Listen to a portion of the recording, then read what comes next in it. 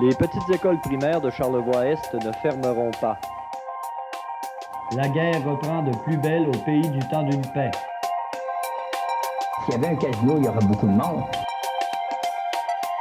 Certains conseillers veulent mettre le développement dans les mains de l'entreprise privée. Le péril jaune semble tirer à sa fin à Clermont.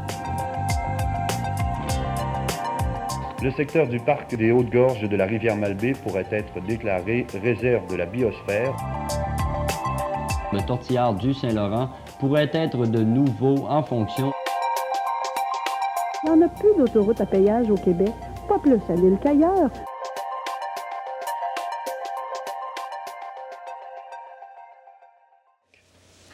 Les élections à Ville de Baie-Saint-Paul prennent une ampleur inespérée.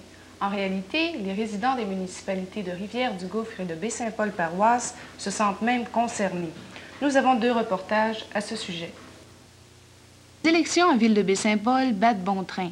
Les 2 équipes, celle de Mme Jacinthe Simard et celle de M. Jean-Roch Bossé, se promènent ici et là à la recherche de quelques appuis auprès de la population. Cette semaine, elles dévoilaient leurs programmes électoraux. M. Jean-Roch Bossé a certainement causé une surprise à plusieurs lorsqu'il annonça son premier objectif au programme, soit d'obtenir la fusion entre les 3 municipalités de Baie-Saint-Paul. M. Bossé entend aussi améliorer le réseau d'aqueducs et d'égouts, développer le parc récréo-touristique aux Battures-Sainte-Anne, favoriser le développement domiciliaire et commercial, répondre à la demande pour des logements à prix modique et rétablir les relations entre la ville et ses employés.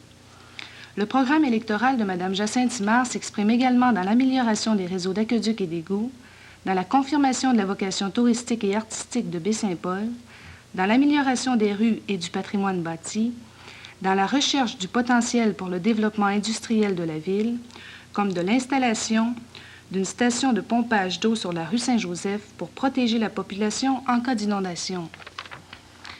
Évidemment, le point haut des programmes présentés réside dans l'affaire du corps de police municipal. Mme Simard, qui a piloté le dossier depuis quelques années, a conservé ses positions et souhaite l'abolition. Tant qu'à Jean-Roch Bossé, il réservait une autre surprise en parlant d'un référendum sur la question. L'abolition du corps de police municipal à Ville de Baie-Saint-Paul est l'enjeu caché mais certain des élections actuelles. Du côté de Mme Jacinthe Simard, on prône l'abolition de ce corps municipal. On conçoit mal que les résidents de la ville aient à débourser pour maintenir ce corps policier, alors que la protection des citoyens peut être assurée par la Sûreté du Québec.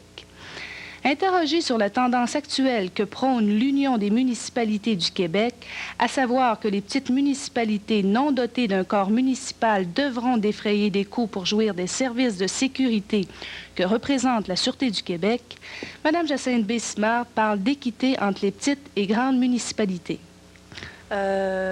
Sur ce point, je pense qu'il faudrait très précisément regarder au niveau, avant de penser à une facturation éventuelle, et je pense que l'Union des municipalités va le prendre en considération, de vérifier au niveau de l'équité pour certaines dépenses que nos contribuables, à cause de l'éloignement en région, ont à assumer que d'autres grandes municipalités n'ont pas à assumer, elles. Pour Mme Simard, il suffit non seulement que le gouvernement du Québec soit équitable à l'égard de toutes ses municipalités, mais également que le gouvernement fédéral soit équitable envers ses provinces. Au niveau de la province de Québec et de l'Ontario, au niveau fédéral, les 8 autres provinces reçoivent les services de la Gendarmerie royale. Est-ce que nous, le Québec, recevons l'équité au niveau de la sécurité face aux autres provinces? Avant de penser à facturer le petit, que l'on se retourne puis qu'on regarde du côté de nos sœurs, les autres provinces. Quoi qu'il en soit, Mme Simard ne croit pas avoir à faire payer une facture aux résidents de la municipalité pour les services de la Sûreté du Québec. Aussi, elle n'achètera sûrement pas d'autopatrouille au corps de police si elle devait être élue mairesse. Eh bien, nous considérons que lorsque le lundi, nous constatons que nous n'avons pas besoin de secrétaire, eh bien, le jeudi, on n'achète pas de dactylo. Pour M. Jean-Roch Bossé, l'affaire concernant l'abolition du corps de police municipal à Baie-Saint-Paul est ridicule.